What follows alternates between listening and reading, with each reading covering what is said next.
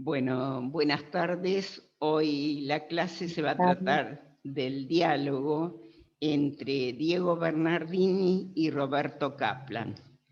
Roberto Kaplan es médico especialista en geriatría, se lo considera pionero de esta especialidad en la Argentina y referente a nivel regional y mundial. Bueno, antes de empezar a ver cuáles son vuestras apreciaciones sobre este diálogo, yo les quería desarrollar un tema que lo vamos a encontrar en todas las personas que son protagonistas de este libro, que es Estar de vuelta, del doctor Bernardini. Es que se trata de personas resilientes. Se suele denominar a esta edad que estamos atravesando todos nosotros como una edad resiliente. ¿Qué significa la palabra resiliencia? La palabra resiliencia es una palabra que viene etimológicamente del latín resilio, que significa saltar para arriba. ¿Qué quiere decir esto? Es un término, la resiliencia, que proviene de la física. La psicología, la psiquiatría lo toma prestado a este término que los físicos lo entenderían muy bien. La resiliencia es la propiedad que tienen los materiales, algunos materiales, de una vez que se abollan, se aplastan, cambian su forma por algún golpe, por algún estiramiento, es volver a tener otra forma, pero en realidad diferente es la forma, pero no por ello peor forma. ¿Cómo lo trasladamos esto a lo psicológico?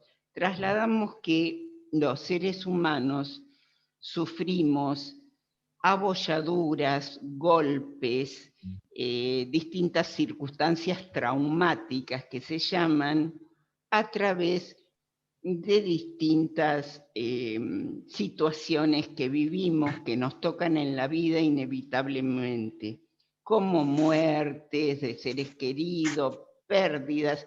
Les diría este momento del coronavirus, del aislamiento, todo esto es un momento muy, muy bravo para todos los seres, para toda la humanidad, pero para la gente de la edad nuestra, un poquito más, porque estamos en tiempos de muchas pérdidas.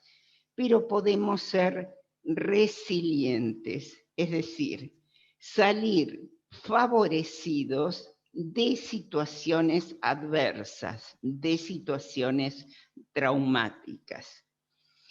En la psicología muchas veces uno piensa, bueno, ¿y cómo es esta característica que tienen algunas personas y otras personas no? Y bueno, esta característica es muy aprendida en la vida.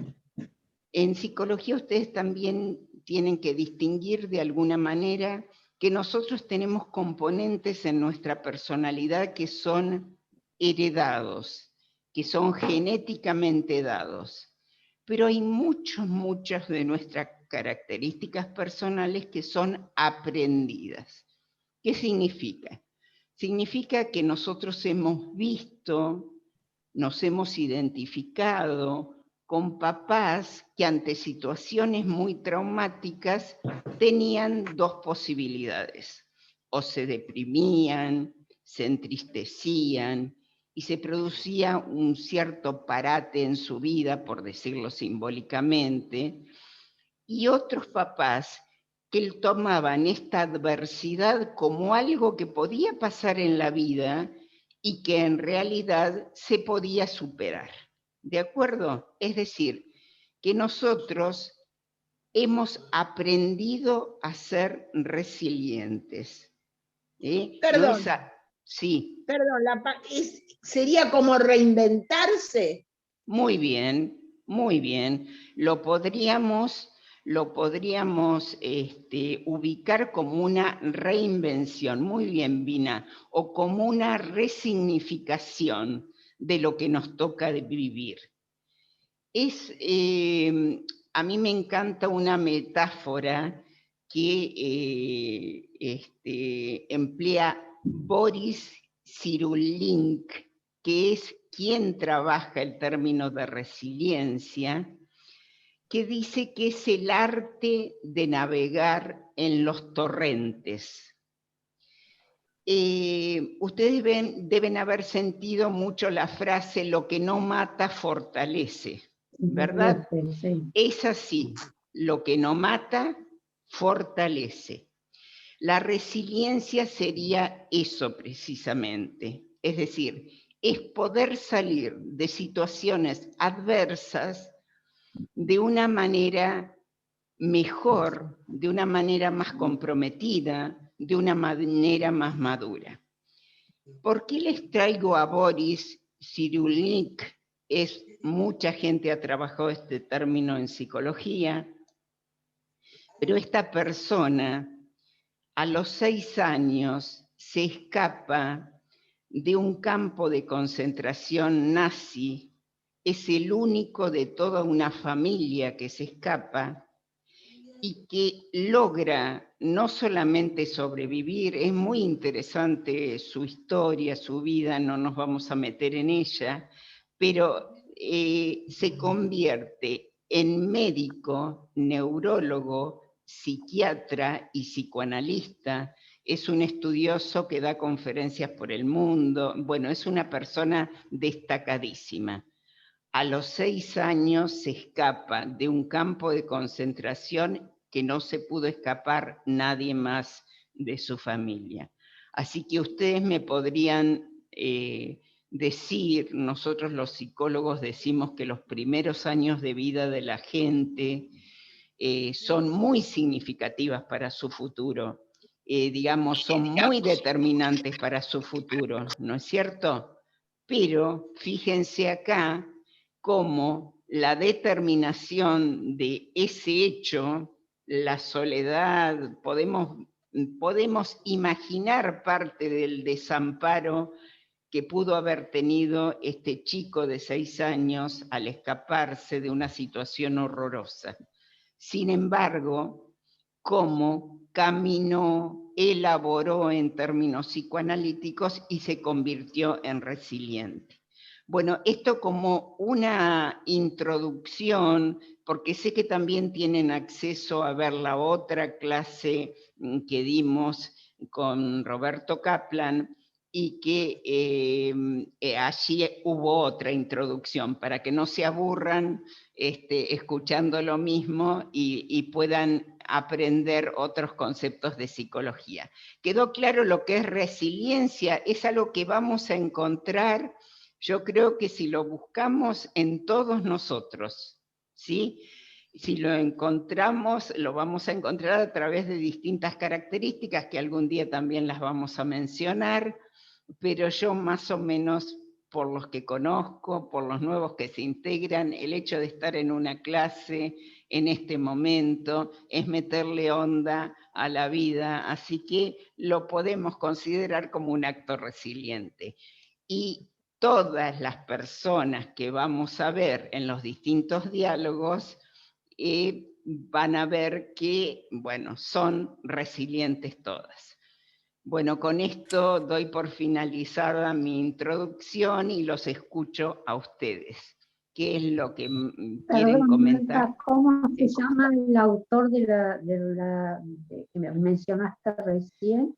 Boris Cyrulnik, te lo deletreo. Bueno, B larga O R I S,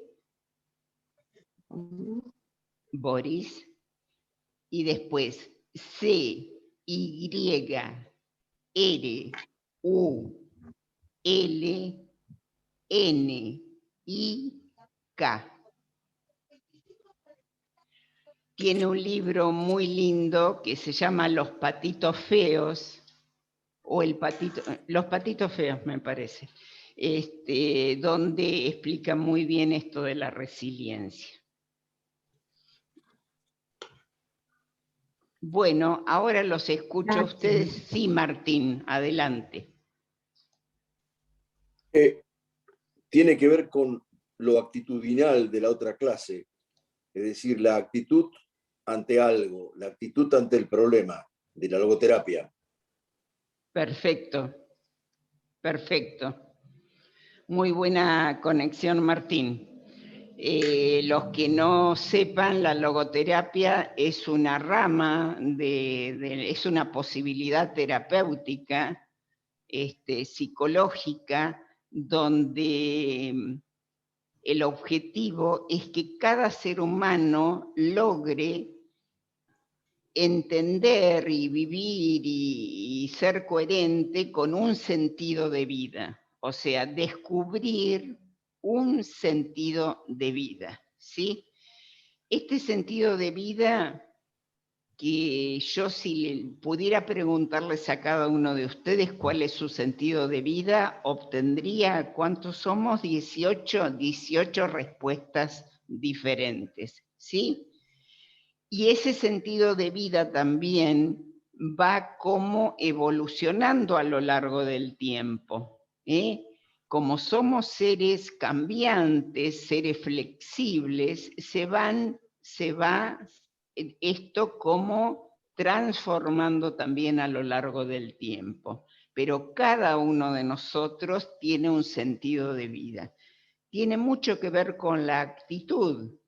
Por supuesto, la actitud es la que a mí me determina cómo puedo estar en determinadas situaciones, por más traumáticas, por más espeluznantes que sean, es poder poner la actitud positiva para esa situación, que no es negar la realidad, para nada. Nosotros tenemos que comprender, por ejemplo, qué estamos viviendo, no irnos de la realidad, no negarla, pero tener con esto una actitud lo más positiva posible, porque si no, si yo me engancho en estar negativa o que no me va a llegar la vacuna o que lo que sea, tengo muchos factores como para estar negativa con situaciones, además las noticias son inciertas y muy negativas casi todas, es decir, no tenemos una noticia muy positiva nunca con respecto a esta realidad. Entonces, tratar de mantenerse con una actitud optimista, realista, es decir, no decir no pasa nada, porque ahí estaríamos negando la realidad, pero decir, pasa esto, ¿en qué medida yo puedo controlarlo esto? Yo puedo estar, bueno, un poco más serena y en la medida que me cuide, en la medida que no tome algunas determinaciones sin pensar, ¿sí? Entonces, me tengo que cuidar, ¿de acuerdo? Esa es la consigna, y empezando siempre por mí, ¿sí?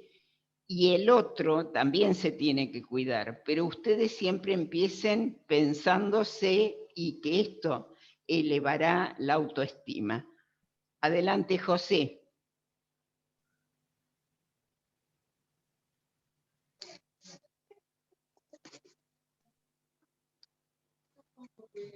No podía desmutearlo. No, pensaba en esto de no negar la realidad. Pensaba en las palabras de Pichon Rivière desde la psicología social, que dice de hacer una adaptación activa a la realidad, tratar de transformar la realidad y planificar la esperanza. A mí me parece que son puntos importantes en esta situación, ¿no? En esta o en todas situaciones difíciles o que nos inquietan, a las que tenemos que readaptarnos. Esto de poder hacer una adaptación activa, ¿no? Perfecto, José. Sí, feliz, adelante. No, yo pienso que esto que uno se puede involucrar en los talleres, es una actitud positiva ante el afuera tan difícil, ¿no? Y yo creo que esto nos enriquece mucho, poder tomar de cada taller, de cada oferta que nos brindan, lo mejor, y de esa forma poder estar mucho más, poder transitar esta parte que nos toca vivir, como decís vos, de la mejor forma. Hay gente que está, yo conozco vecinos, gente que está y dice todo el día qué hago, no, tratar de sacar de uno lo mejor. Si hay cursos para estudiar, tratar de estudiar. Yo de repente me reconozco en este momento como que no me alcanzaría el día para poder absorber todo lo que brindan. Y bueno, esa es una forma de protegerme, yo me doy cuenta, es una forma de protegerme, de no estar tanto con las noticias, y bueno, ¿no? Y de alguna forma seguir creciendo, aún a esta edad. Gracias. Perfecto. A mí me parece... un a mí me momentito, un parece- momentito. Vamos a contestarle, un momentito, Vina. Vamos a contestarle. A Felisa, ella habla de una protección. Ustedes saben que la resiliencia son características protectoras de una. Precisamente se las define como características protectoras. Bueno, dijo otras cosas lindas, pero vamos a ver en lo que dijo José, refiriéndose a Pichon Rivière. Él habló de transformar la realidad. Bueno, y volviendo a Roberto Kaplan, en un momento le preguntan si es una edad de pérdidas. ¿Y él qué contesta? Contesta que es una transformación. No es una pérdida, es una transformación.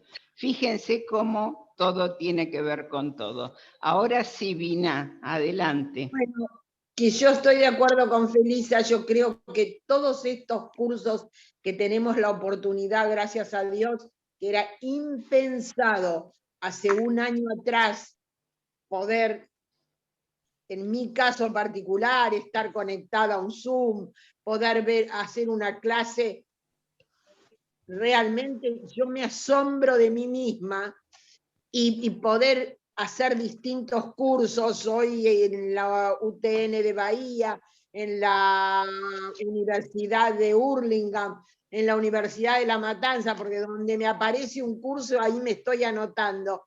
Y eso es real, que a mí, además de enriquecerme y de aprender todos los días algo nuevo que no conocía, por ejemplo, gracias a estos cursos, yo que era una negada con las plantas, he aprendido y me encanta y vivo pendiente de todo, las plantas y en qué época hacer tal o cual cosa, cosas que antes no hacía porque tenía otras motivaciones, salía, era otra historia.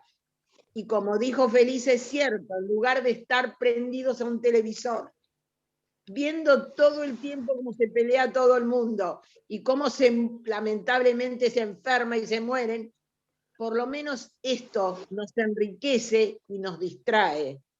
Bien, bien, Vina. Bueno, retomamos de Vina que estamos con la pulsión de vida. Hay dos tipos de pulsión, la pulsión de muerte y la pulsión de vida.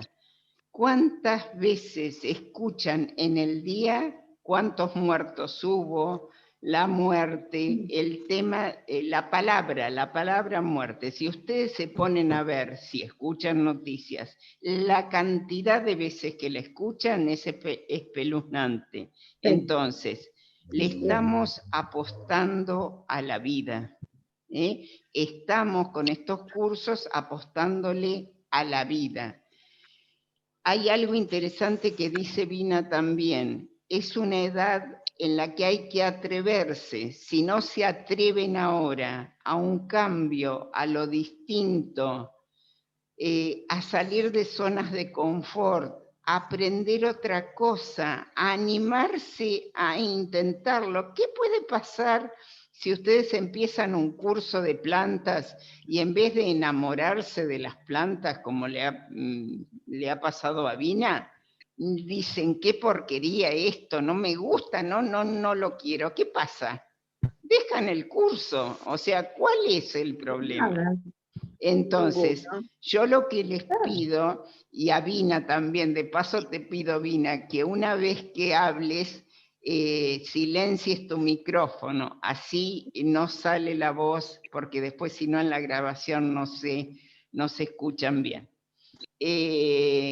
Entonces, también atreverse, ¿sí? Atreverse a salir de zonas de confort, a realizar no solamente los cursos, alguna actividad que no realizaron nunca, a intentarlo. Si en una de esas realmente les agrada mucho lo que están haciendo. Mirta, adelante.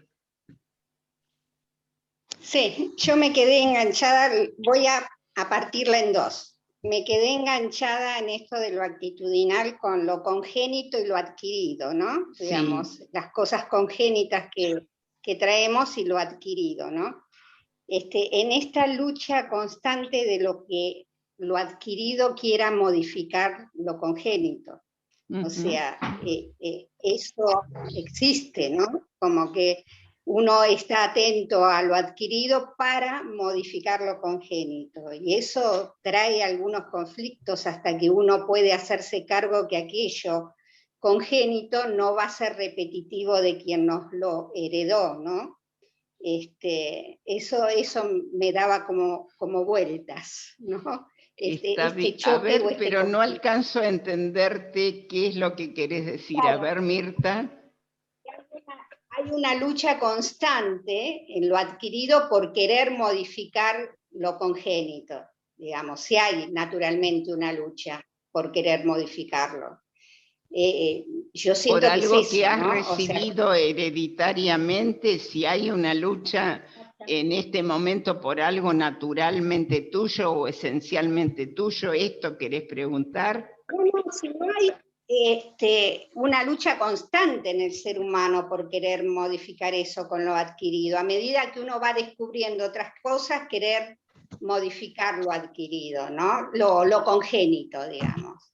Lo que pasa es que lo congénito, yo acá, a ver, nos tendríamos que meter que nosotros heredamos no solamente los rasgos físicos, sino también heredamos algunas cuestiones temperamentales, como podrían ser tiempos de reacción, susceptibilidad. Esto se hereda, ¿sí? Y después está toda una educación, una crianza, un ambiente, unos padres, unos maestros, distintas posibilidades, sobre todo en los primeros años de vida, que nos van moldeando de alguna forma. En la actualidad somos un poco producto de lo heredado en nosotros mismos y de lo que hemos vivido, sobre todo con vínculos muy significativos, con personas significativas en esos primeros años de vida. Ahora, hay una posibilidad humana que siempre comentamos en los cursos, que es la posibilidad de aprender, la posibilidad de aprender. Es decir, nosotros podemos, como te digo, ser flexibles y tener la posibilidad de rever alguna actitud, de rever alguna forma de ser y de modificar algo si tenemos ganas. Yo creo que es posible, pero no estamos permanentemente queriendo modificar lo congénito, si más o menos esa era la pregunta. Martín, te escuchamos. Sí. Sobre esto, Sartre, uno es lo que hizo con lo que hicieron de uno. Ujú. Es decir, hay un momento donde uno se planta en la vida, digamos, o se tendría que plantar, y decir, bueno, hasta aquí soy lo que me educaron, mis circunstancias, en fin, las cosas que yo no decidí. Hay un momento donde yo tomo, digamos, el timón de mi vida. Y la otra era un tema que ya pasó en tu conversación, pero me parecía interesante traerlo. Los estoicos dicen, ante un obstáculo, primero intento saber si lo puedo cambiar o no. Es decir, no confundirme. Hay cosas que yo no domino, no manejo. Me es imposible cambiarlos. Y el segundo punto es, ante un obstáculo, lo primero saco las emociones. Ahí sí soy absolutamente racional. Es decir, si ante el obstáculo, además del problema, le pongo las emociones, es decir, si tal persona me cae mal o me cae demasiado bien o lo que sea, agrego un problema. En cambio, si ante el obstáculo soy absolutamente racional, la cosa puede ser mejor, digamos. Eso era. Bueno, Martín, en esto de sacar los sentimientos, en esto no estoy de acuerdo con los estoicos, porque Es muy medio como que me difícil, parece bastante imposible, ¿no? difícil. Ante el obstáculo ser... No, Ah, perdón. no, perdón, lo que yo quería decir es, tengo un obstáculo, por ejemplo, no tengo trabajo, o qué sé yo, o, no sé, cualquier problema físico. Si además le pongo las emociones, el problema sigue estando y no lo voy a resolver, no voy a ser objetivo. Hay obstáculos que requieren razonamiento. Está bien, Es está bien. decir, obviamente que es nada más que para eso. Pero si Bien, le sumo además las emociones, los sentimientos, en fin, me parece que bien, yo tomé eso de bien, los estoicos, digamos, no es bien, que lo bien. inventé yo. No, está bien, Martín. Simplemente es esto de hablarles de una unidad afectiva y racional, donde volvemos a lo que dijimos antes, hubo una gran cuestión de la razón, ponerle un privilegio absoluto y de dejar de lado todo lo otro, esto históricamente también, ¿no es cierto? Pero en realidad somos una unidad.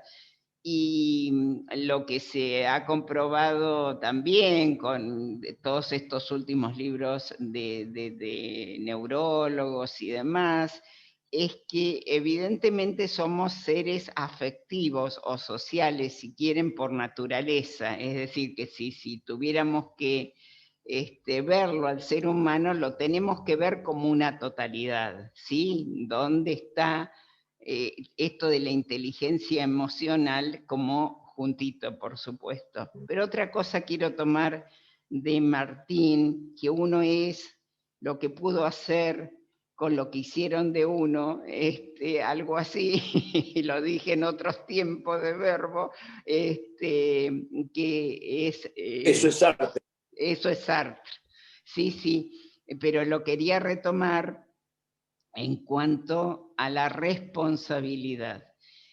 A mí me ha pasado mucho en consultorio esto de la culpa afuera. Es una gran condición humana esto de poner la culpa afuera. O sea, y bueno, pasó tal cosa porque mi mamá tal cosa, o porque mi papá, o porque me criaron, o porque la realidad, o porque nosotros podríamos decir en este momento por el coronavirus tal cosa. A ver, que es algo que está afuera, ¿sí? Y hay una gran tendencia de la gente, mayoritariamente, ante los conflictos, de poner siempre la culpa afuera. Desde nuestra condición de adultos mayores, este cambio de paradigma del adulto mayor que estamos contribuyendo todos, ¿no? Que yo siempre digo, y siempre le pregunto, tengo algunos pacientes adultos mayores Y bueno, ¿en qué grado está la responsabilidad en este momento? Porque es fácil decir, bueno, no nos consideran, somos invisibles, o en qué lugar estamos, por qué nos tratan de esta forma y no de otras. Y es como que la culpa está afuera acá también. La culpa de nuestras tristezas, de un montón de cuestiones, están afuera.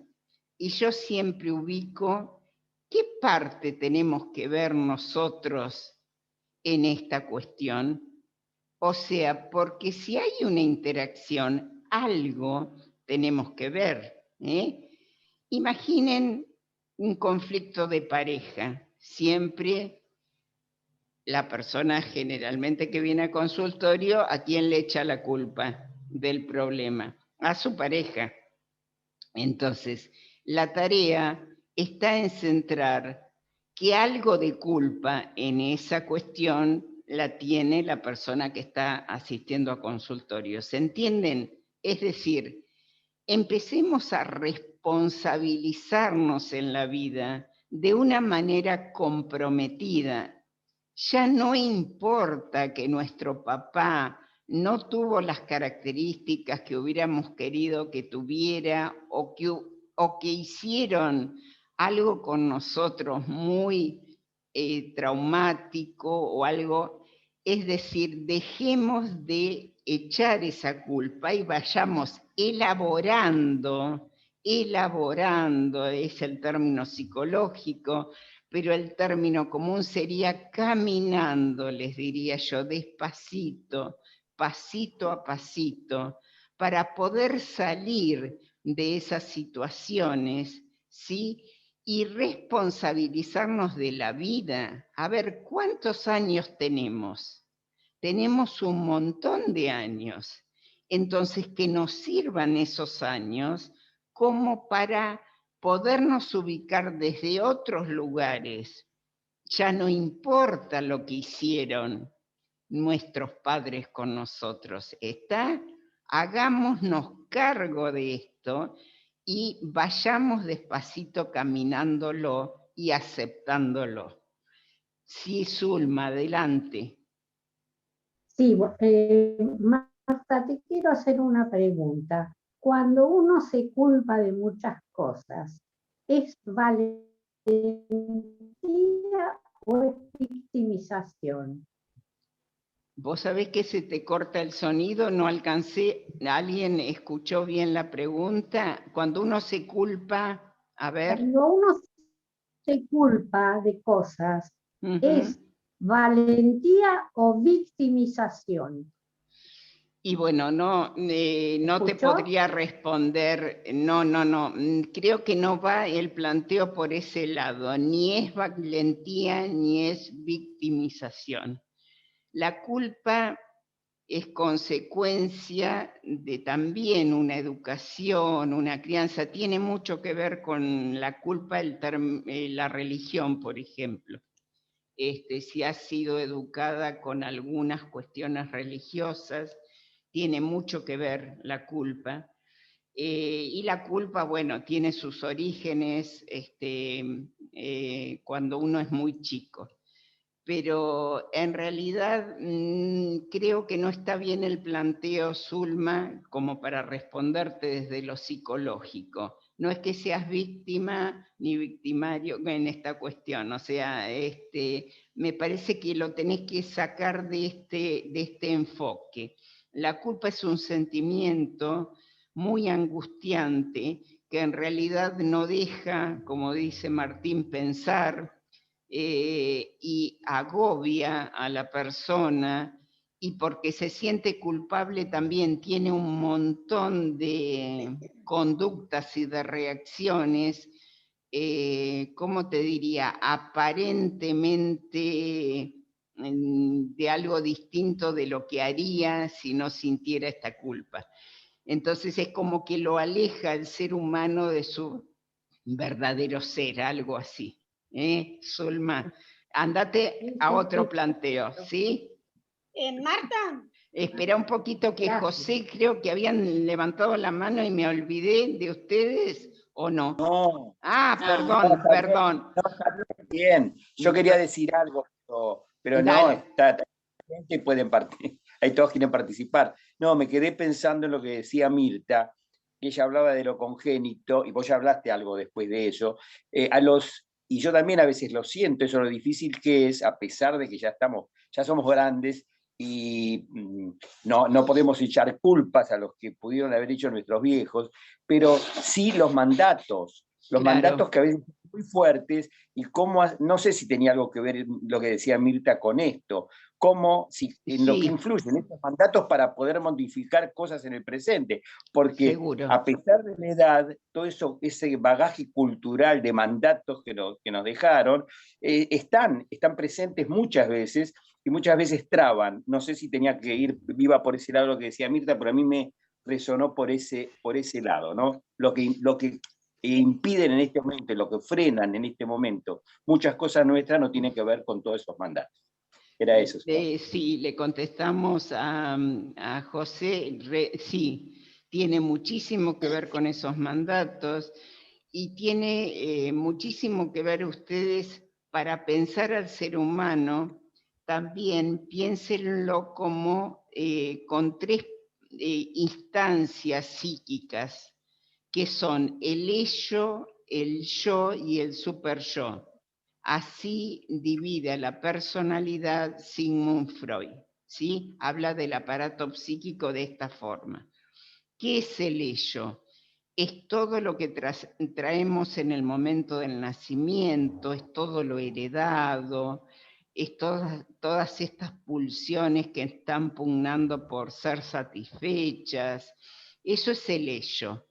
El ello es lo que quiero, lo podemos traducir hoy para no meternos demasiado en algún otro concepto. Es lo que quiero en la vida, ¿sí? A medida que va creciendo este bebito, se le va formando el yo. El yo es lo que puedo en relación con la realidad. Uno es lo que quiero, el otro es lo que puedo, ¿sí? El ello está regido por el principio de placer, el yo está regido por el principio de realidad, que se llama. El yo se empieza a formar, imaginen un bebé que cuando tiene hambre llora, grita los primeros tiempos hasta que se le satisface este hambre, ¿verdad? ¿Qué pasa eso de los 3, 4 meses? La mamá, cuando empieza a llorar, lo levanta o lo pone más o menos en posición para mamar y ya el chiquito no llora más, ¿de acuerdo? Empieza el sentido de realidad que se llama intervenir y se le empieza a formar el yo. Esa es otra instancia psíquica que es lo consciente, es más o menos la realidad que estamos en este momento, estaríamos con la instancia del yo. Pero después, como producto del complejo de Edipo, que también lo dejamos allí, se forma la tercera instancia psíquica, que es el super yo. ¿Qué es el super yo? Es la parte moral, ética que ustedes tienen, pero son los papás internalizados, que se llama, ¿sí? Entonces, los mandatos que está diciendo por acá José están ubicados en esta tercera instancia psíquica, que es el super yo, que saben cómo lo traducimos, lo que debo hacer. Yo les decía, lo que quiero hacer, lo que puedo hacer y lo que debo hacer.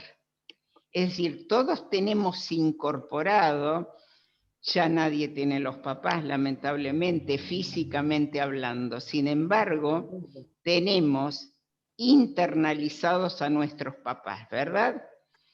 Una parte de esa internalización son el código moral de nuestros papás, lo tenemos internalizado. ¿Qué quiere decir? Que muchísimas veces hay que luchar con estos mandatos, con estas cuestiones, con esta moral que tenemos internalizada, porque esto sí lo hemos aprendido, nos hemos identificado con los papás. ¿Se entendió? Sí, Liliana, adelante. Habilítate el micro. Perdón, Ahí perdón, está. ya está. Yo, en cuanto a la actitud, quería preguntarte, yo tuve dos momentos muy tristes en mi vida, uno muy chica y otro no tan, o sea, casada ya. Yo, ante ese momento, no negué la realidad, pero sí me hice una coraza. O sea, yo me acoracé y estuve así, o sea, a la defensiva de los ataques, digo yo, pero quisiera saber por qué me pasa eso. O sea, ante una pérdida muy grande, yo me hago una coraza. Esa era mi pregunta. Bueno, primero decirte que te agradezco la confianza y que acá quizás no encuentres la respuesta total porque de alguna manera esto lo tendrías que resolver desde otros lugares. ¿Sí, Liliana? Simplemente contestarte que tu coraza es defensiva, que se llama. Vos hacés, surgen en vos ante la pérdida toda una serie de defensas, de unas defensas que quizás, no sé, no te permiten la elaboración de la pérdida de una manera sana, o capaz que sí, es decir, esto depende de cada persona, ¿está? Pero tu coraza es consecuencia de una gran angustia y uno ante la angustia, la primer tendencia es defenderse. Es decir, uno no quiere estar con semejante angustia. Entonces surge lo que los psicólogos llamamos mecanismos de defensa. Entonces, lo que vos decís, la defensiva, la coraza, es esta primera reacción ante la angustia. Saben que para nosotros la angustia, para los psicólogos, es la señal de alarma, ¿no es cierto? Es decir, una persona muy angustiada es la que, bueno, hay que cuidar mucho y hay que proteger, pero se autoprotege habitualmente. A ver, por ejemplo, se muere una persona muy querida. ¿Cuál es nuestro primer mecanismo de defensa? Esto es bastante universal. La negación. Es decir, en un primer momento yo niego que se haya muerto, o porque ayer lo vi y lo vi mejor, o porque justo me lo encontré y bueno, ahora tenemos pocas opciones de encontrarnos con la gente, pero les quiero decir, nuestra primer reacción defensiva, Liliana, respondiéndote, es la negación ante un hecho demasiado doloroso. Y después la otra reacción ante, supónganse, la muerte, es el enojo. Yo me enojo. Todas reacciones que son defensivas ante semejantes dolores. A nadie le gusta estar angustiado, dolorido, entonces se defiende, el psiquismo se defiende, ¿sí? Pero esas defensas está muy bueno que en determinado momento bajen y uno vaya aceptando la realidad que le toca, o la muerte o lo que fuera.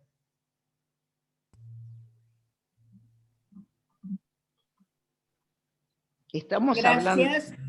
No, de nada. Sí, es negar al principio. Perfecto.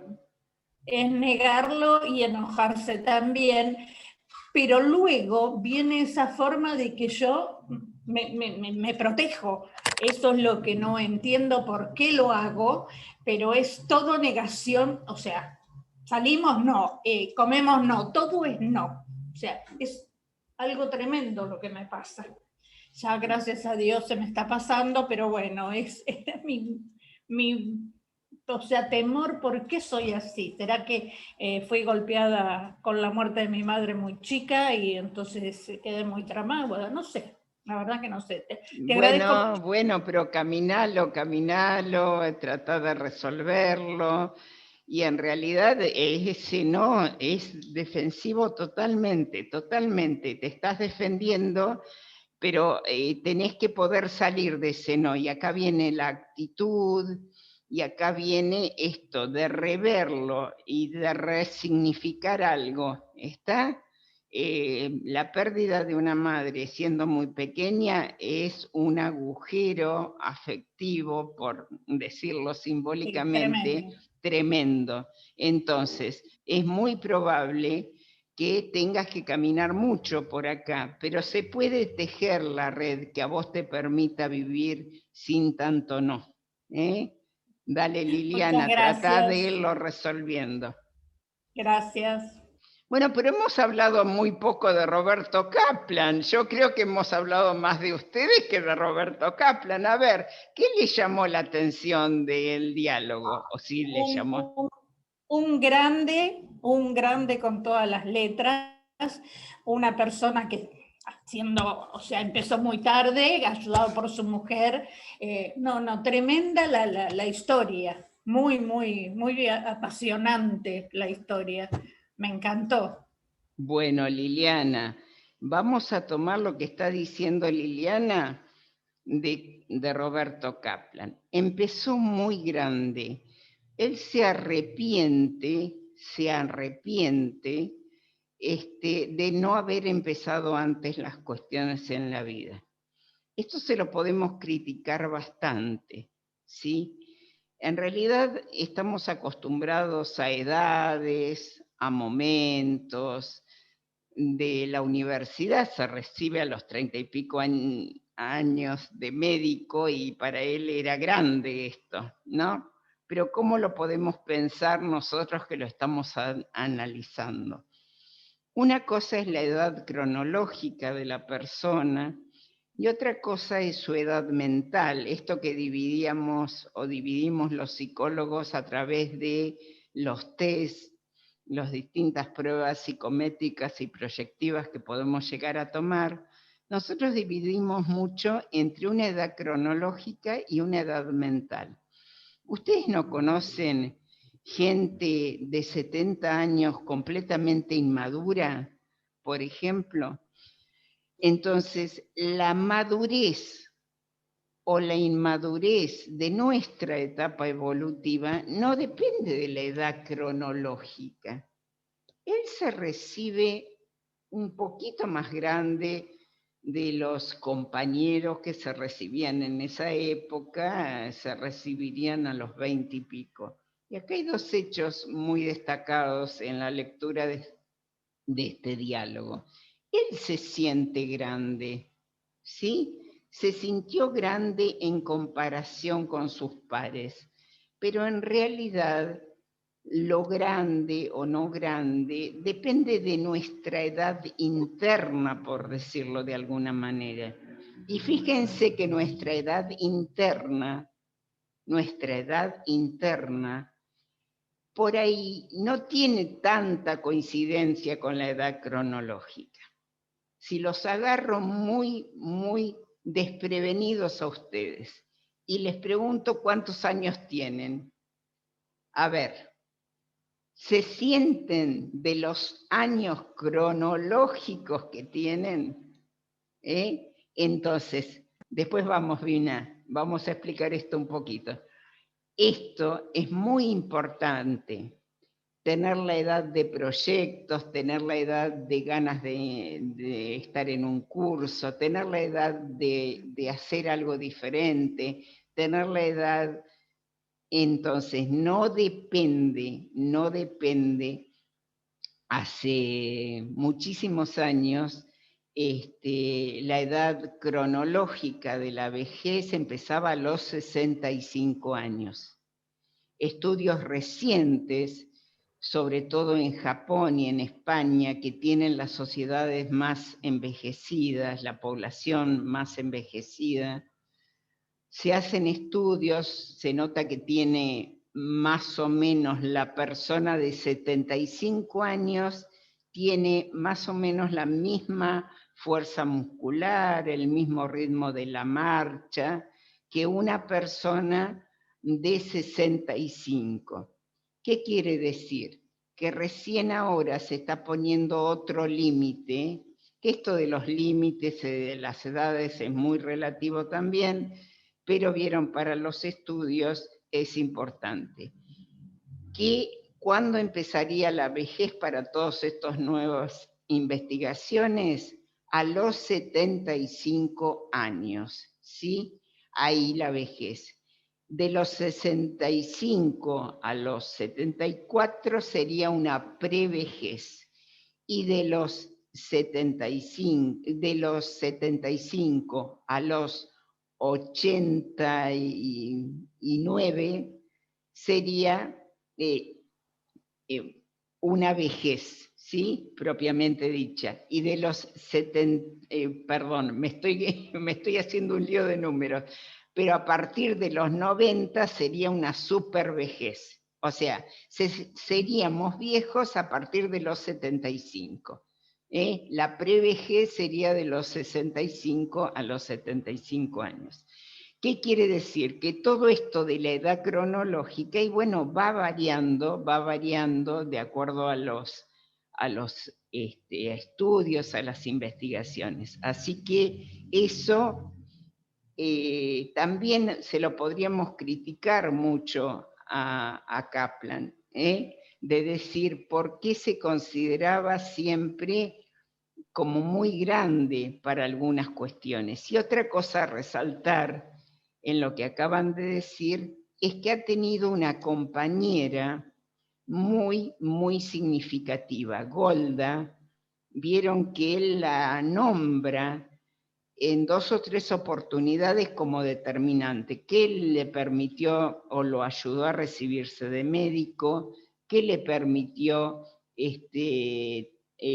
cumplir con alguna beca, poderse ir a Israel, es decir, la pone como una figura muy, muy importante en su vida, y acá podemos pensar también que han construido un amor, de este primer enamoramiento que pudo haber pasado en esta pareja, han construido este sentimiento de amor a lo largo del tiempo. Sí, no sé quién quería intervenir.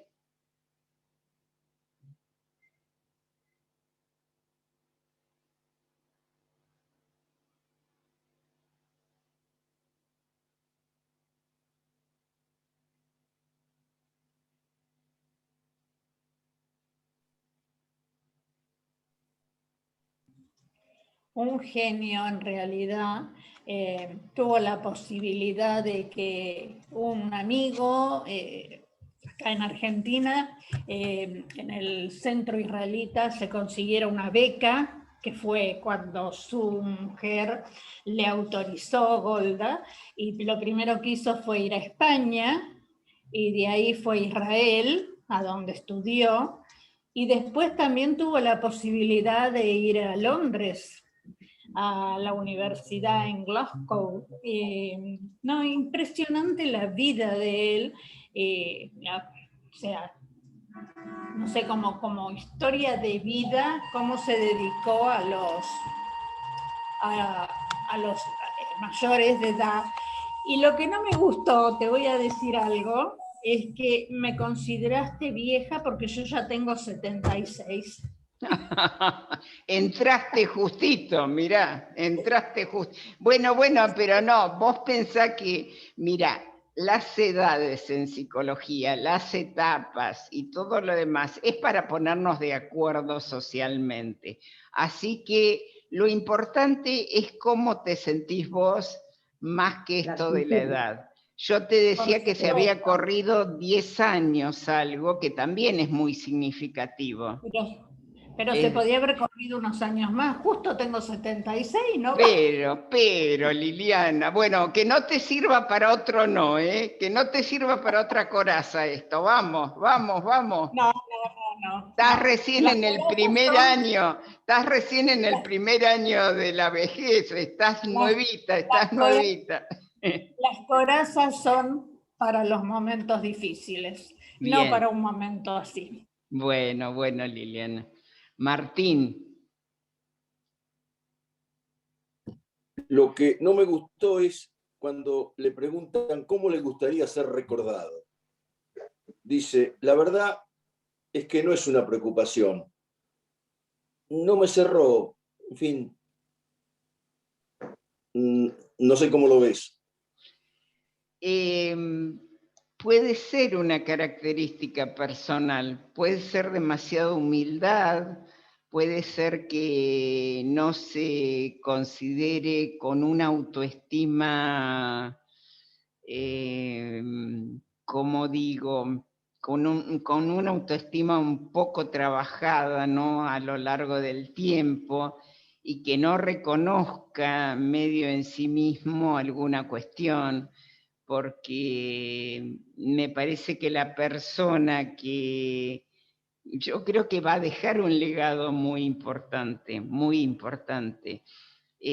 a nivel, nosotros estamos viendo en el grupo de cine El Agente Topo, ¿no? No sé si es una película que se las recomiendo, pero justo habla de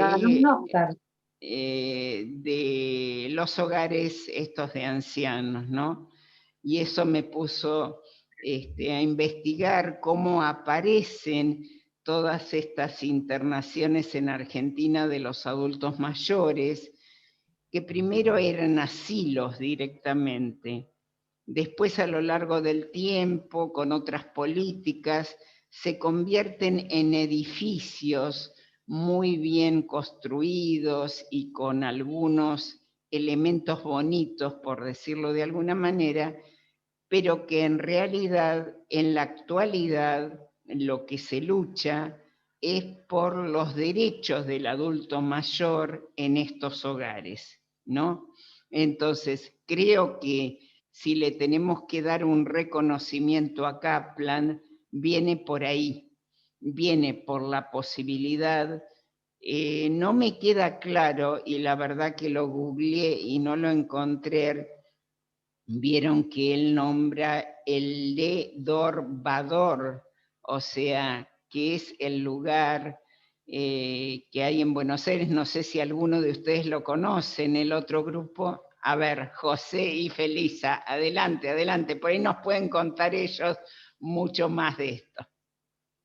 Bueno, Le Dorbador es un lugar privilegiado, si bien en el fondo la soledad creo que deben sentir las personas que tienen que vivir en un lugar alejado de su familia, sin el entorno familiar, el dolor debe ser y la soledad debe ser la misma, pero bueno, toda la infraestructura que tienen es un hotel de lujo. Queda en la calle Guevara, acá en el barrio de Chacarita, en Buenos Aires, sí. Y bueno, yo estuve en 2 oportunidades ahí, fui a ver a una persona, y tienen, parece entrar en un hotel de lujo. Entonces, muy distinto a la imagen que nosotros tenemos de los hogares para ancianos que hay, que están al alcance de la mayoría de la gente que no tiene medios, porque ahí es un lugar que hay que tener muchísimo dinero para poder. Es muy caro, es carísimo. Bien. Tienen todos los servicios. Sí, me decían que hasta shopping, o sea, la otra persona de la otra comisión, o sea, tienen todo como una pequeña ciudad allí. Sí, claro. Es un lugar privilegiado. Pero no todo el mundo puede acceder está al alcance eso no lo sabía. Bien. Y ahí en el escrito lo que leímos, el diálogo, ahí lo nombra como que fue suplantado que suplantó al asilo. El asilo era el asilo de Bursaco, donde no tiene nada que ver, no tiene nada que ver. El asilo de Bursaco era para todos y no tenía el nivel lejos, el nivel del que tenía esto, que es una cosa privada y muy cara, ¿no? Eso es Ledor-Vador. La verdad que yo no alcanzo a comprender en el diálogo, pero me da la impresión de que tiene mucho que ver Kaplan con este lugar. Claro, no se entiende bien. Yo no sé Exacto. si trabajó ahí, estuvo ahí, porque no queda muy claro, no queda muy claro. Para mí colaboró con la creación incluso del lugar. Porque en ser. realidad cuando él habla de sus otras experiencias en Israel, él ve el cambio de los adultos mayores, dónde los ubicaban, ¿sí? Y de qué manera los ubicaban. Entonces, no sé, me da infiero que pudo haber, digamos, estado en las ideas de proyecto de este lugar. Pero bueno, es una imaginación, ya les digo, no me quedó del todo claro. De Pero todas podemos maneras. hablar.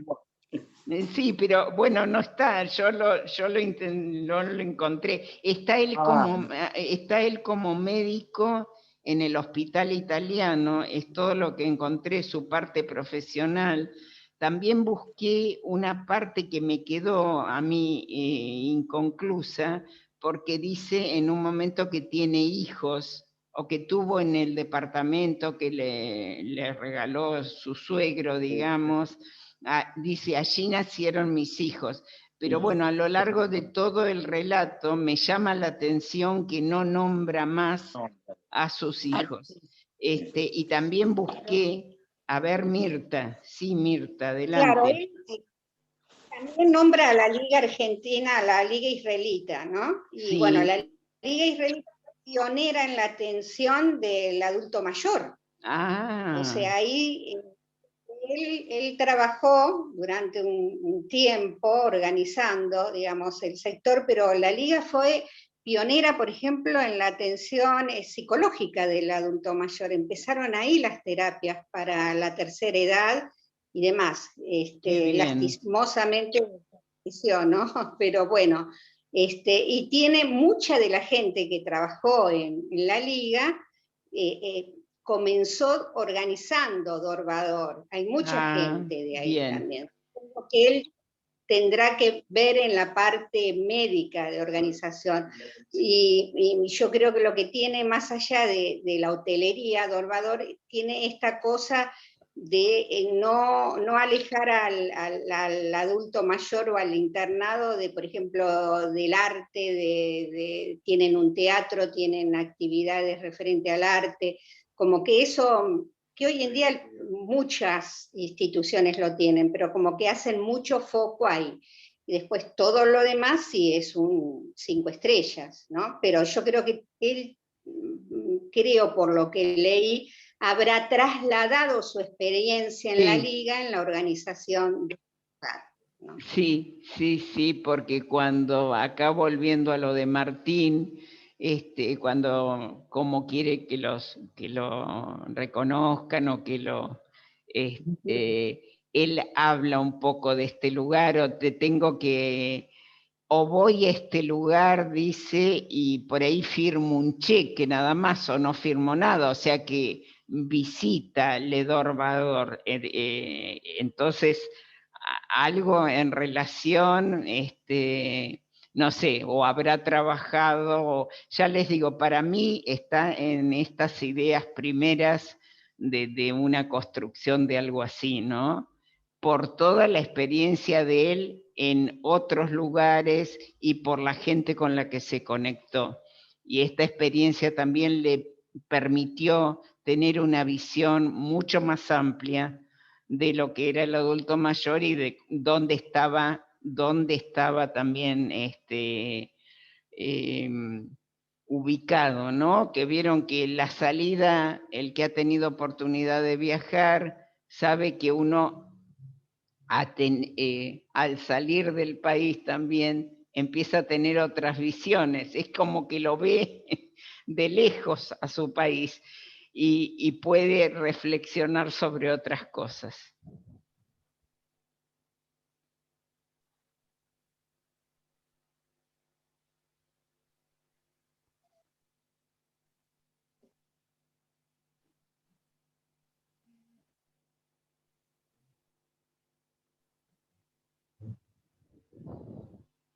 ¿Qué concepto de vejez tiene?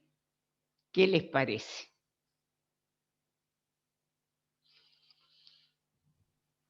Martín. Bueno, su referencia a la erección me parece real. En fin, reconciliémonos con la realidad. La otra cosa es lo de la transformación. Pero por ahí el tema que ronda ahí es la muerte. Bien. Hay algunas cosas que uno entiende y comparte y hay otras que es como que le evade un poco eso de morir en la cama propia si está seguro que va a morir, sino en otra cama. No me quedó muy claro a qué aludía. A mí me pareció, bueno, el tema de la muerte primero, después lo tratamos.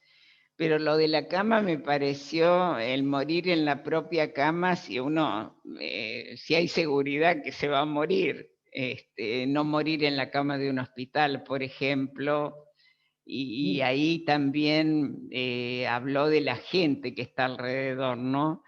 Y de lo difícil que es que esté la gente, digamos, en este contacto con la muerte. Y ahí me lleva a otro tema que es la muerte, lo difícil que es hablar de la muerte. La muerte es algo que nunca nos podemos preparar para ella, pero sí podemos hablarla y llegar un poco más serenos a algún punto, ¿sí? De la muerte. ¿Por qué nos cuesta tanto hablar de la muerte? Porque es irrepresentable. ¿Qué significa esto? En el otro grupo poníamos el ejemplo de el cumpleaños, el primer año para cualquier nieto cuando cumple un año de vida. La familia hace una fiesta, una torta, globos, vela, hacen un lío, se hace un lío extraordinario con el primer cumpleaños de algún nieto, ¿verdad? Esto lo debemos haber vivido todos, ¿sí? No. ¿Qué sucede con el chiquito o la chiquita? ¿Qué sucede? Ni se entera que cumplió los años. A ver, es toda una fiesta para los adultos mayores, para los adultos que lo rodean, pero el chico ni se entera. ¿Qué pasa a partir de los 2, 3 años? Sobre todo si va al jardín, empieza a compartir, empieza de alguna manera los cumpleaños se entran a ser que cumplió fulanito, que ahora voy a cumplir yo, que cuánto falta, que me traen el regalito. En realidad se empieza a representar en la mente y entonces el chico empieza a darse cuenta que lo que es un cumpleaños se lo empieza a representar, ¿se entiende? Pero hay que vivir la situación y hay que transitarla.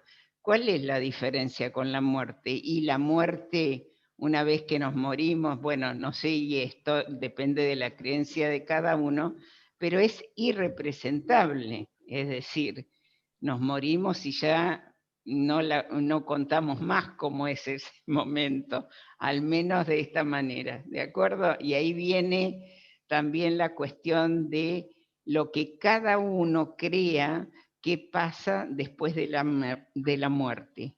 ¿Qué cree Kaplan que pasa después de la muerte?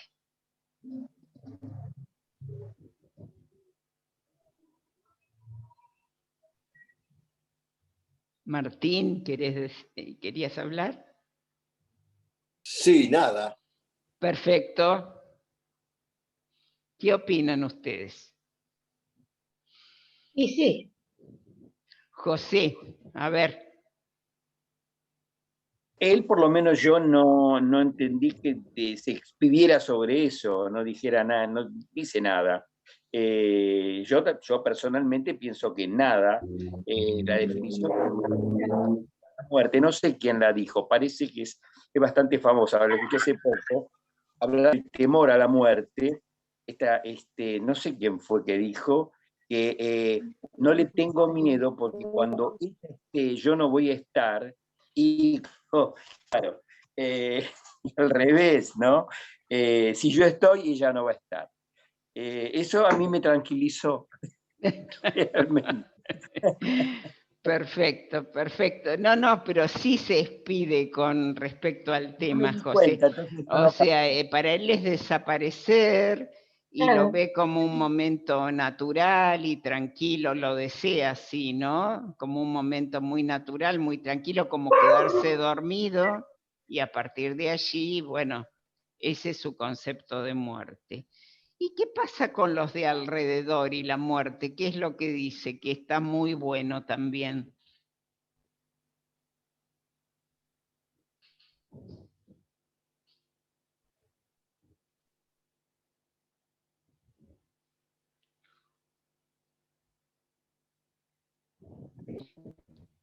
¿Qué pasa con los que rodean o qué concretamente? A ver, la cuestión es, nos cuesta hablar mucho del tema de la muerte, y por otro lado, ¿qué pasa con hablar con un hijo del tema de la muerte, con los hijos, expresarles lo que queremos para ese momento y demás? ¿Qué les parece eso?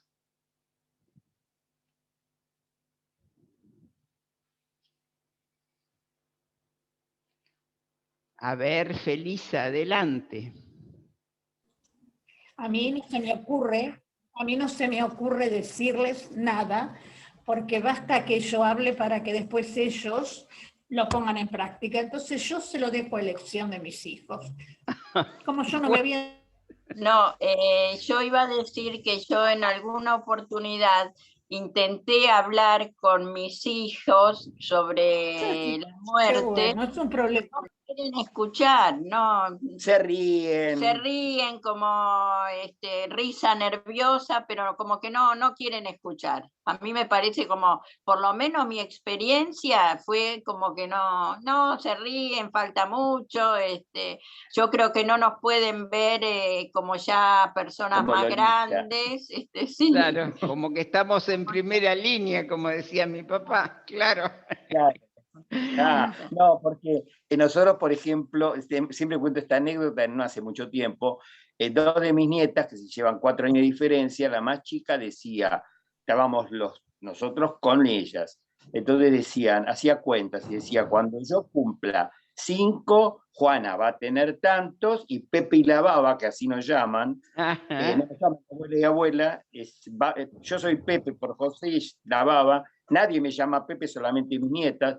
Entonces ella hacía cuentas que cuando ella tuviera tantos, la hermana tendría tantos, y Pepe y la Baba tantos. Y así iba agregando, hasta Bien. que llegó un momento que la cifra le dio tan alta que dijo, bueno, yo voy a tener tantos, Juana tantos, y Pepe y la Baba van a estar como casi muertos. Mi amor, pudo No decir... pudo matar de golpe. Claro, claro, pudo decir casi muertos, claro, claro, muy bien, claro, bueno, pero lo pudo expresar, ¿eh? Está Claro. muy bueno, porque esto también, en realidad los chicos, cuando no les metemos algún tipo de prejuicios y de cuestión, los chicos lo toman mucho más naturalmente, y nosotros tendríamos que ayudarles mucho a que lo tomen más naturalmente. Ahora, lo que dicen José y Felisa es una realidad. Nuestros hijos, uno de los dolores más grandes que tienen en este momento es vernos envejecer, vernos.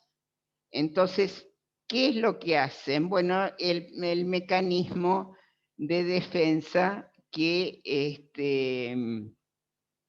yo les contaba antes, niegan el paso del tiempo, nuestro y el de ellos también, porque nosotros somos espejo de que ellos crecen también. Entonces, de alguna manera hay una cierta negación con todo esto. No quieren vernos, vieron que prefieren considerarnos jóvenes. Bueno, por ahí es una ventaja, pero bueno, cuesta mucho lo que dicen José y Feliz, a los que les pasó a ellos. Es algo que pasa, falta mucho. Sin embargo, habría que aprovechar oportunidades que se den. Acá en el caso de Liliana dice, bueno, yo lo dejo que ellos hagan lo que quieran, no me interesa. Bueno, también es una postura, pero si uno quiere determinadas cuestiones para su muerte, las tendría que poder conversar y aclarar, ¿de acuerdo?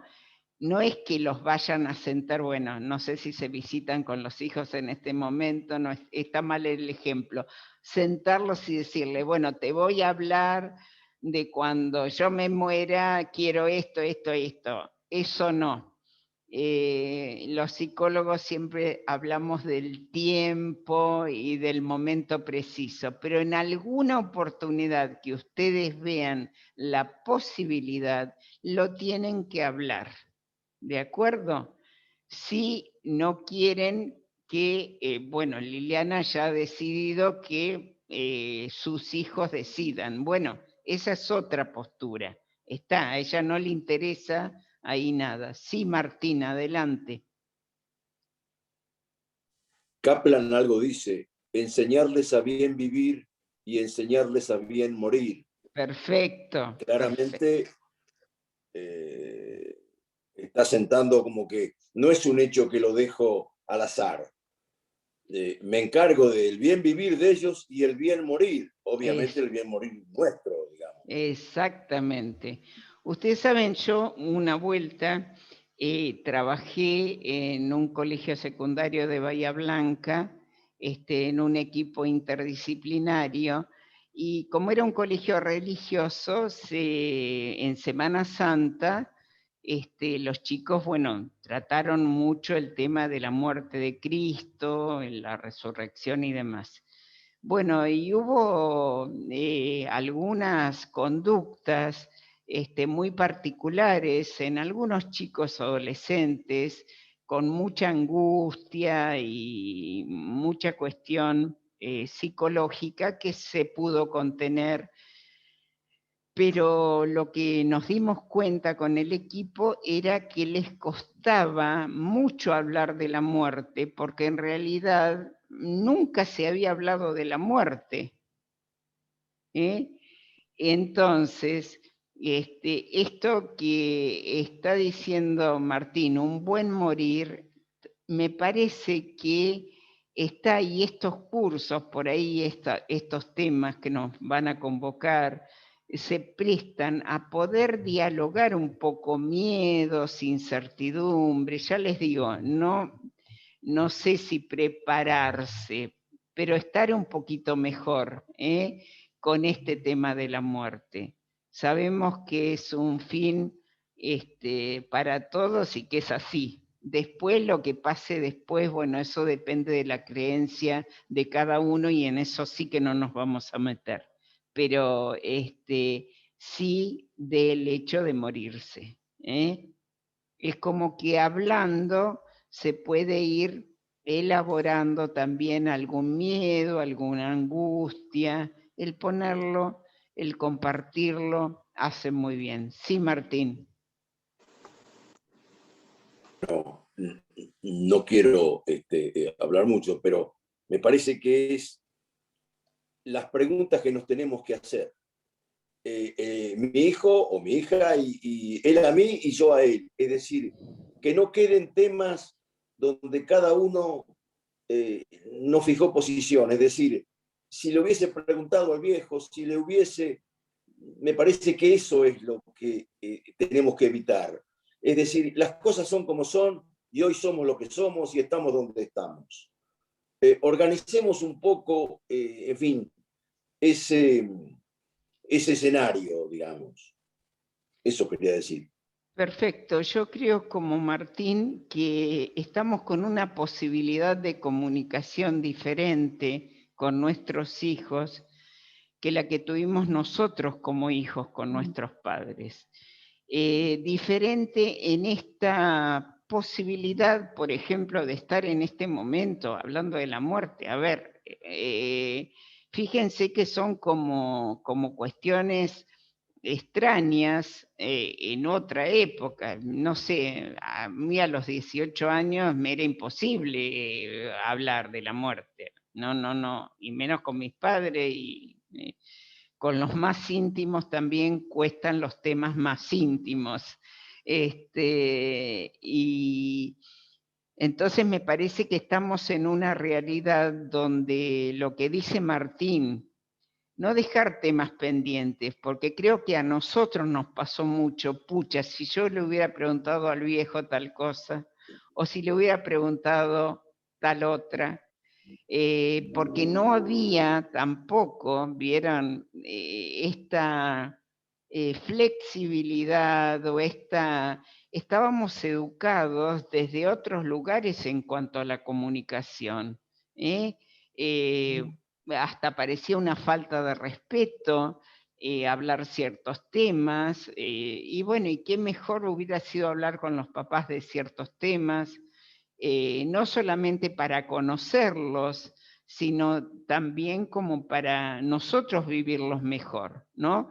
Algunas cosas nos tuvimos que enterar por otros lados, de mala forma, entonces yo creo que en la medida que se pueda poner una palabra a temas aparentemente muy difíciles, bueno, es una gran oportunidad. Miren, mientras hablábamos me acordaba que una compañera de la Comisión 1 me pasó una frase de Epicurio sobre la muerte que dice así: la muerte es una quimera, porque mientras yo existo, no existe la muerte. Y cuando existe la muerte, ya no existo yo. Claro. Bueno, que era un poco lo que se dijo acá, ¿no es cierto? Pero me parece que está genial. ¿Quieren que se las lea de nuevo? La muerte es una quimera, porque mientras yo existo, no existe la muerte. Y cuando existe la muerte, ya no existo yo.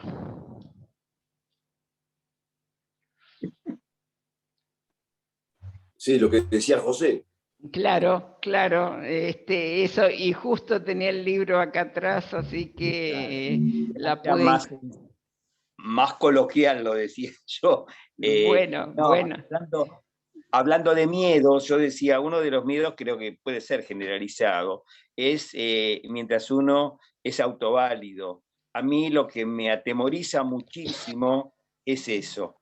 A mí, mi deseo es poder morirme, pero siendo autoválido.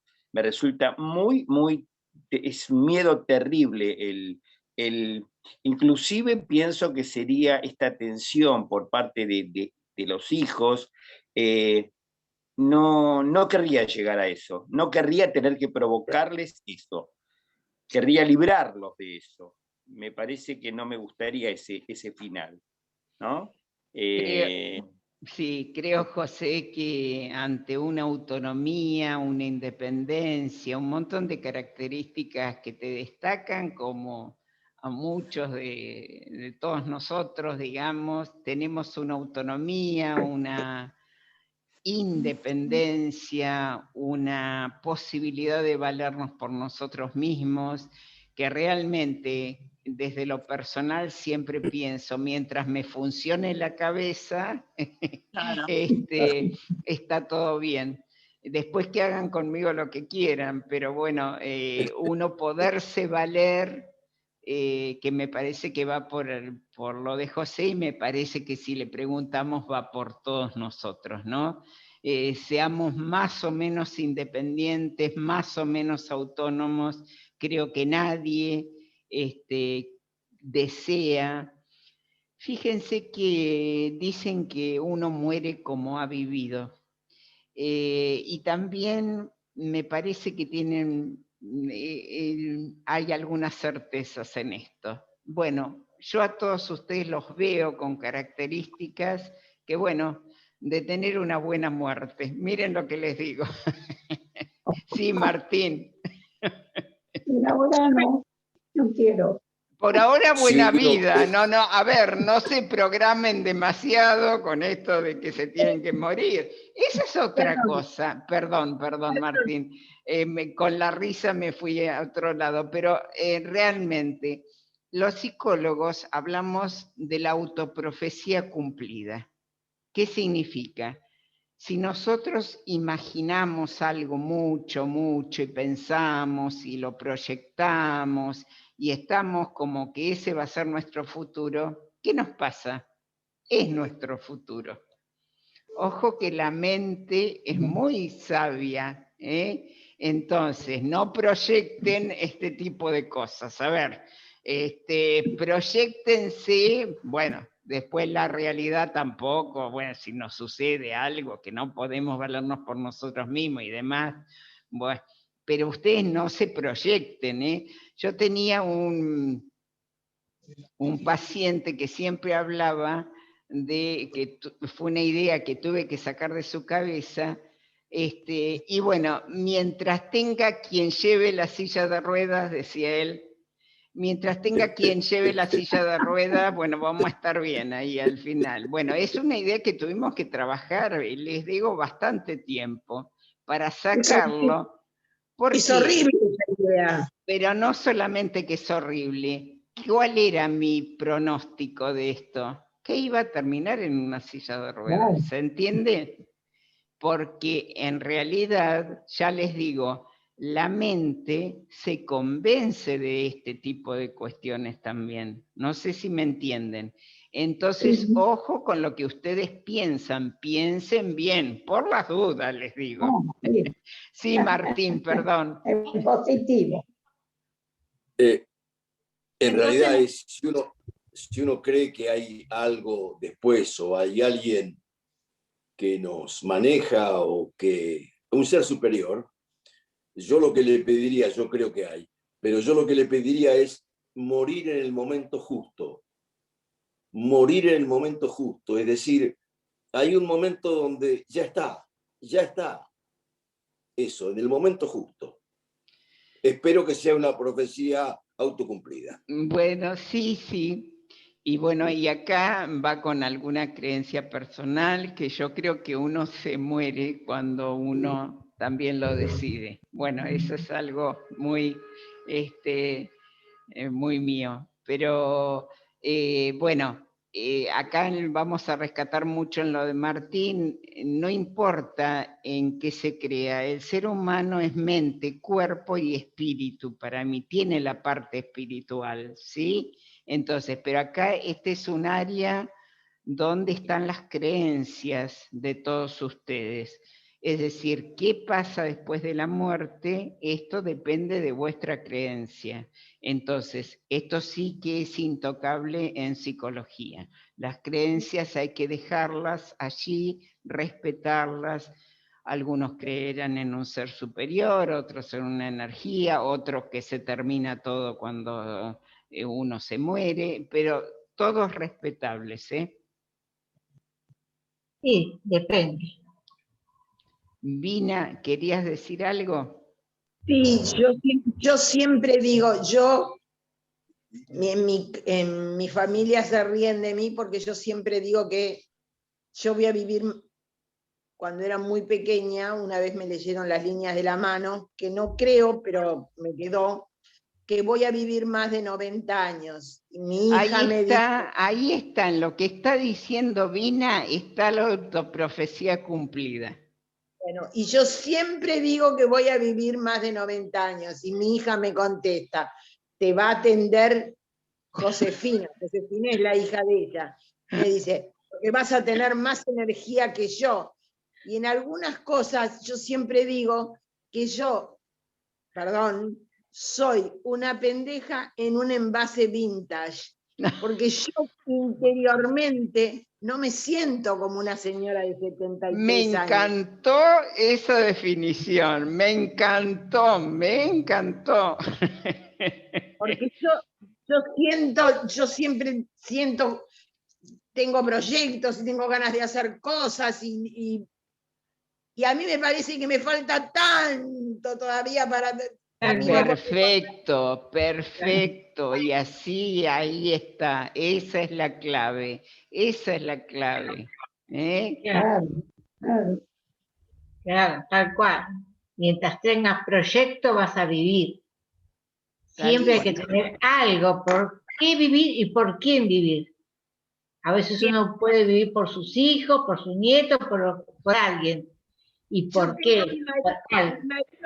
Mi marido murió muy joven y él también fue una autoprofecía cumplida, porque él siempre decía, él no quería sufrir, él vio sufrir mucho a su padre, a su madre, a mi papá, todo a su alrededor, a su padrino, todo a su alrededor fue demasiado traumático. Y él, a la edad de 61 años, decía, estábamos cenando y decía, ya está, ya conocí a mis nietos. Dice, ya tengo mis hijos que están crecidos, trabajan, mi hija está casada. Si yo me tuviese que ir ahora, firmaría mientras no sufra. Y fue así. Él se murió a la edad de 61 años. Me dijo a las 4:30 de la mañana, llamá al médico que se me duerme el brazo, y a las 5 estaba muerto. Bien. No sufrió ni se dio cuenta que se moría. Perfecto. Sí, sí. Y Bueno, también pues, fue una autoprofecía cumplida, porque era lo que él no quería sufrir. Él cualquier cosa para no sufrir, porque había visto mucho sufrimiento a su alrededor. sí, fíjate la edad también, 61 años. Es Tiene joven. mucho que ver, claro, claro. Ah. Sí, José, ¿querías intervenir? Yo pensaba en el relato acá de la compañera, el que el marido decía que no quería sufrir, que ya vio nacer a nietos, que los hijos ya están grandes. Yo pienso que también correr el eje de esto, si bien nuestros hijos, nuestros nietos son parte importantísima de nuestra vida, nosotros, lo más importante que tenemos somos nosotros mismos. Me parece me parece que ese es el centro, porque si uno vive pensando en esto, en que la alegría no la provocan, sí, yo estoy muy contento con mis nietas, y me alegro mucho con todos los logros que van teniendo, y me duelen las cosas que están pasando ahora con esto, pero bueno, de mis hijas me pasa lo mismo, mis yernos, pero bueno, la cosa pasa por mí. Entonces pienso que ahí está la posibilidad, cuando uno toma conciencia de que la vida pasa por uno, no por lo que los rodea, ¿no? Yo estoy de acuerdo con vos, José. La vida pasa por uno mismo. Además, Absolutamente. Yo creo que acá ustedes están concluyendo, no tienen necesidad de mi respuesta, pero precisamente es así. Hoy cuando hablábamos del sentido de vida, yo he visto mucha gente que pone su sentido de vida en los hijos, que en realidad yo creo que está, y yo lo veo evolutivo esto también, ¿no? Es decir, cuando uno se centró en los hijos de una manera lógica también por criarlos, porque uno no tenía demasiado tiempo para otras cosas tampoco. Pero estos chicos crecen y estos chicos se forman en personas libres, independientes, autónomas, y para que se formen así, tienen que salir de ser el único sentido de la vida de los padres.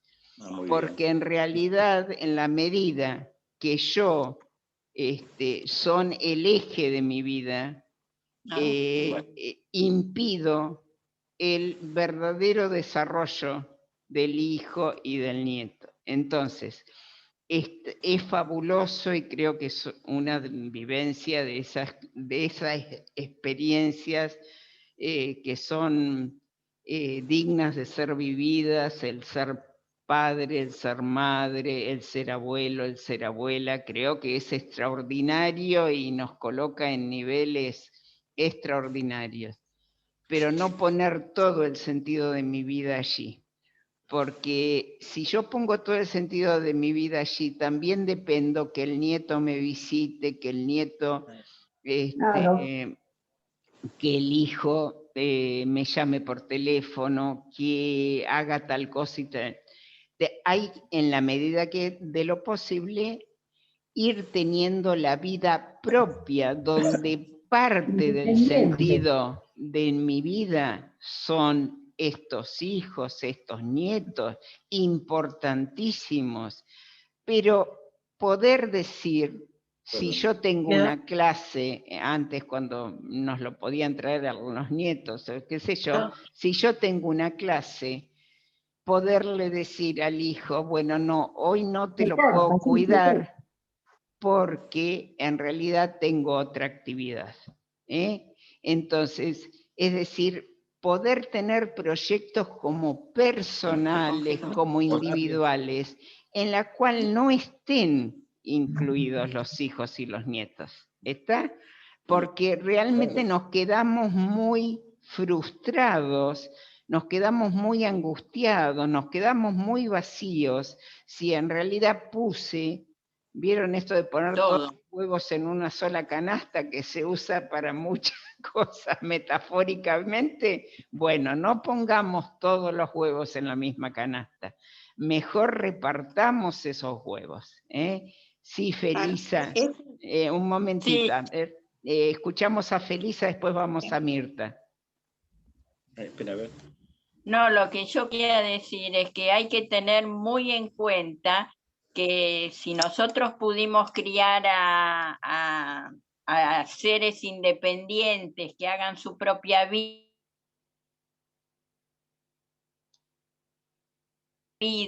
con un trabajo, con una profesión,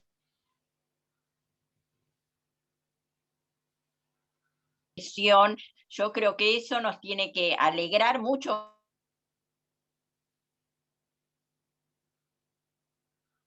como padres. Nos llaman,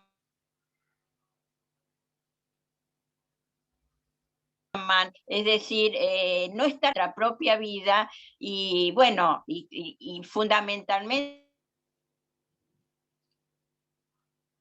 saber que ellos más, y bueno, reconocer eso y saber que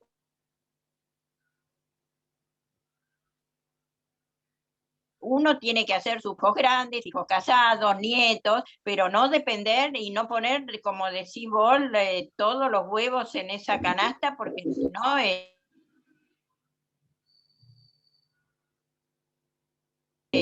triste, hijos. Y así es como después. Esperando, Verdad. Uno tiene que darle a sus hijos las alas bien fuertes para que vuelen lo más lejos posible y lo más alto. Y no depender de uno, y uno no depender de ellos, pero eso es lo que hay que hacer. Bárbaro, Liliana, vamos a darle la palabra a Mirta. Claro, yo rescato de los grupos de pertenencia a esta edad fuera de los hijos, ¿no? De formar grupos de pertenencia con coetáneos, es importantísimo. Y respecto a los hijos, sí, nos trae tranquilizador esta cosa de que no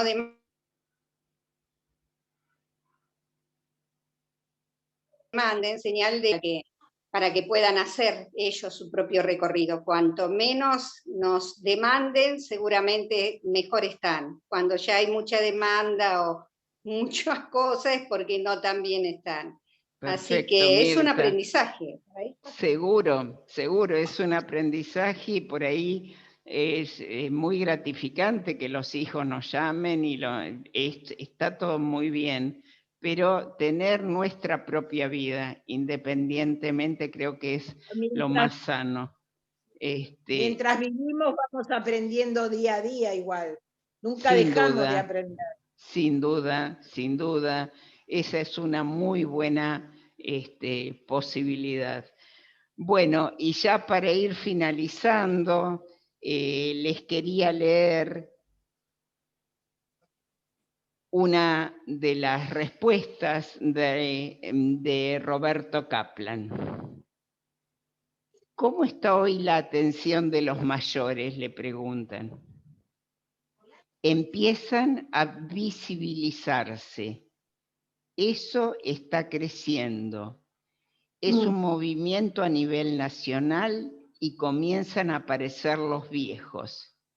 Pero los viejos existieron siempre.